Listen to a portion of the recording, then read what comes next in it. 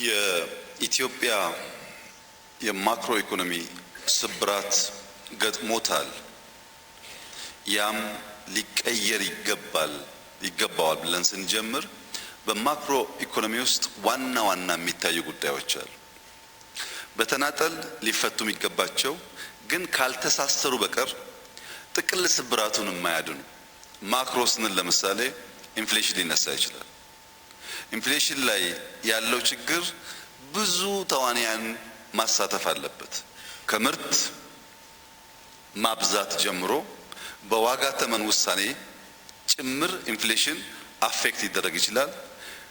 ናሽናል ባንክ ወይም የገንዘብ ሚኒስቴር የሚያጥራቸውን ገንዘብ ከሚያገኙበት ቦታ እና ገንዘብ የሚያፈሱበት ልክም ኢንፍሌሽንን ሊጎዳው ይችላል። አንድ አንጓ ነው። ኢምፕሎይመንት ሁለተኛው በማክሮ ስብራት ውስጥ መታየት ያለበት አንጓ ነው።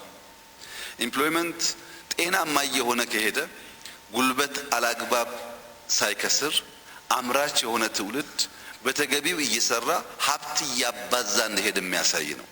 ኢምፕሎይመንት ሊፈጠር የሚችለው ኩባንያዎች ሲፈጠሩ ነው። ኢምፕሎይመንት ሊፈጠር የሚችለው ሀሳብ ገንዘብ አግኝቶ ሰው መቅጠር ሲችል ነው። የተያያዘ ጉዳይ ነው። ለየብቻ የሚታይ አይደለም።